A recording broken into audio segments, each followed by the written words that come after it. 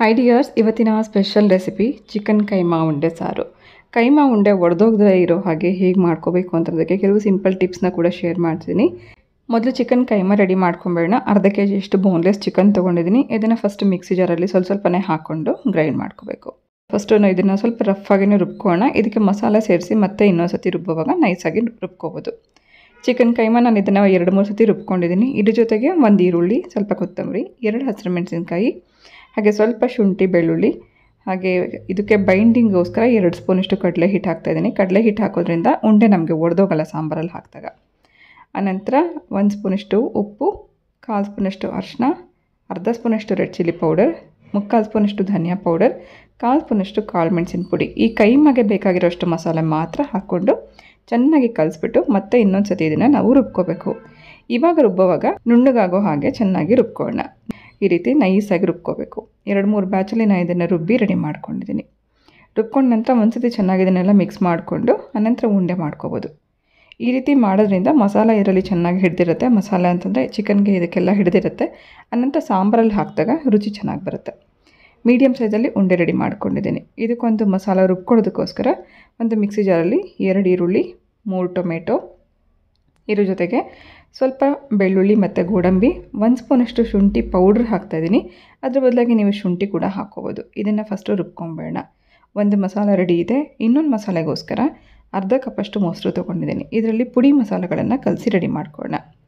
1/4 ಸ್ಪೂನಷ್ಟು ಅರಿಶಿನ, 1 ಸ್ಪೂನಷ್ಟು ರೆಡ್ ಚಿಲ್ಲಿ ಪೌಡರ್, 1 ಸ್ಪೂನಷ್ಟು ಧನಿಯಾ ಪೌಡರ್, 1/4 ಸ್ಪೂನಷ್ಟು ಗರಂ ಮಸಾಲೆ, ಹಾಗೆ ಇದು ಚಕ್ಕೆ, ಲವಂಗ, ಏಲಕ್ಕಿ 3 ಪೌಡ್ರ್ ಮಾಡಿ ಇಟ್ಕೊಂಡಿರೋದನ್ನ 1/4 ಸ್ಪೂನಷ್ಟು ಹಾಕಿದ್ದೀನಿ. ಈ ಎಲ್ಲ ಮಸಾಲೆ ಮೊಸರು ಜೊತೆಗೆ ಚೆನ್ನಾಗಿ ಕಲಿಸ್ಬಿಟ್ಟು ನಂತರ ಸಾಂಬಾರು ಮಾಡ್ಕೊಳ್ಳೋದ್ರಿಂದ ಟೇಸ್ಟ್ ತುಂಬ ಚೆನ್ನಾಗಿರುತ್ತೆ. ಎಲ್ಲ ರೆಡಿ ಮಾಡ್ಕೊಂಡಾಯಿತು. ಫಸ್ಟು ಬಾಣಲಿನಲ್ಲಿ 2 ಸ್ಪೂನಷ್ಟು ಎಣ್ಣೆ ಹಾಕಿ ಕೈಮಾ ಉಂಡೆ 2 ನಿಮಿಷ ನಾವು ಇದನ್ನು ಎಣ್ಣೆಯಲ್ಲಿ ಬಾಡಿಸ್ಕೊಳ್ಳೋಣ. ಈ ರೀತಿ ಮಾಡೋದ್ರಿಂದ ಕೈಮಾ ಉಂಡೆ ಸ್ಟಿಫ್ನೆಸ್ ಬರುತ್ತೆ. ಆನಂತರ ಸಾಂಬಾರಲ್ಲಿ ಯಾವುದೇ ಕಾರಣಕ್ಕೂ ಒಡೆದೋಗಲ್ಲ. ಇಲ್ಲಿ 2 ಟಿಪ್ಪನ್ನ ನಾವು ಫಾಲೋ ಮಾಡಬೇಕು. ಒಂದು, ಕಡಲೆ ಹಿಟ್ಟು ಹಾಕೊಳ್ಳೋದ್ರಿಂದನೂ ಉಂಡೆಗಳು ಒಡೆದೋಗಲ್ಲ. ಆನಂತರ ಇದರ ಎಣ್ಣೆಯಲ್ಲಿ ಫ್ರೈ ಮಾಡ್ಕೊಂಡ ನಂತರ ಸಾಂಬಾರಿಗೆ ಹಾಕಿದಾಗಲೂ ಕೂಡ ಒಡೆದೋಗಲ್ಲ. ಸೊ ಕೈಮಾ ಉಂಡೆ ಎಲ್ಲ 1-2 ನಿಮಿಷ ಎಣ್ಣೆಯಲ್ಲಿ ಫ್ರೈ ಮಾಡ್ಕೊಂಡು ತೆಕ್ಕೊಂಡ ನಂತರ ಅದೇ ಎಣ್ಣೆಯಲ್ಲೇ ರುಬ್ಬಿರೋಂಥ ಮಸಾಲೆ ಹಾಕಿ ಚೆನ್ನಾಗಿ ಇದನ್ನು ಬೇಯಿಸ್ಕೋಬೇಕು. ಇದು ಹಸಿ ಮಸಾಲೆ ಆಗಿರೋದ್ರಿಂದ ಇದರಲ್ಲಿರೋಂಥ ಹಸಿ ವಾಸನೆ ಹೋಗೋವರೆಗೂ ಒಂದು 2-3 ನಿಮಿಷ ಚೆನ್ನಾಗಿ ಬೇಯಿಸ್ಕೊಳ್ಳೋಣ. ಇದೇ ಟೈಮಲ್ಲಿ ಸಾಂಬಾರಿಗೆ ಬೇಕಾಗೋಷ್ಟು ಉಪ್ಪು ಹಾಕಿದ್ದೀನಿ. ಚೆನ್ನಾಗಿದು ಟೊಮೆಟೊ, ಈರುಳ್ಳಿ ಎಲ್ಲ ಹಸಿ ವಾಸನೆ ಹೋಗಿ ಚೆನ್ನಾಗಿ ಬೆಂದಿದೆ ಅಂತ ಗೊತ್ತಾದ ನಂತರ ನಾವು ಕಲಸಿಟ್ಕೊಂಡಿರೋಂಥ ಮಸಾಲೆ ಹಾಕ್ಕೊಳ್ಳೋಣ. ಮೊಸರು ಡೈರೆಕ್ಟಾಗಿ ನಾವು ಈ ಥರ ಸಾರಿಗೆಲ್ಲ ಹಾಕಿದಾಗ ಒಡೆದೋಗುತ್ತೆ. ಈ ರೀತಿ ಮಸಾಲೆ ಕಲಸಿಟ್ಟಿರೋದನ್ನು ಹಾಕಿದ್ರೆ ಯಾವುದೇ ಕಾರಣಕ್ಕೂ ಮೊಸರು ಒಡೆದೋಗಲ್ಲ. ಮಸಾಲೆ ಚೆನ್ನಾಗಿ ಇದರಲ್ಲಿ ಹೊಂದ್ಕೊಂಡಿರುತ್ತೆ.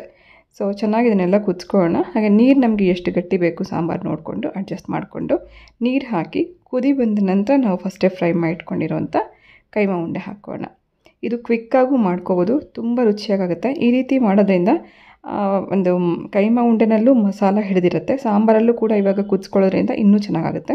ಮಸಾಲೆ ಚೆನ್ನಾಗಿ ಕುದಿ ಬಂದ ನಂತರ ಕೈಮಾ ಉಂಡೆ ಎಲ್ಲ ಹಾಕಿ ಲಿಡ್ ಕ್ಲೋಸ್ ಮಾಡಿ ಸಣ್ಣ ಉರಿ ಮಾಡಿ 3-4 ನಿಮಿಷ ಬಿಟ್ಬಿಡಬೇಕು. 3-4 ನಿಮಿಷದಲ್ಲಿ ಈ ಕೈಮಾ ಉಂಡೆ ಕೂಡ ಸಾಂಬಾರು ಜೊತೆಗೆ ಚೆನ್ನಾಗಿ ಬೆಂದಿರುತ್ತೆ. ಹಾಗೆ ಸಾಂಬಾರು ಕೂಡ ಸ್ವಲ್ಪ ಗಟ್ಟಿಯಾಗಿರುತ್ತೆ.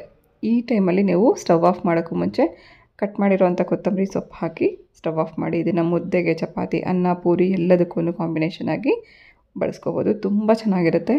ಈ ಥರ ನೀವು ಟ್ರೈ ಮಾಡಿ. ಎಲ್ಲೂ ಕೂಡ ನಿಮಗೆ ಕೈಮಾ ಉಂಡೆ ಒಡೆದೋಗಲ್ಲ. ಅಷ್ಟೇ ರುಚಿಯಾಗಿರುವಂಥ ಒಂದು ಕೈಮಾ ಉಂಡೆ ಸಾರು ಕೂಡ ರೆಡಿಯಾಗುತ್ತೆ. ಖಂಡಿತ ಟ್ರೈ ಮಾಡಿ ನೋಡಿ.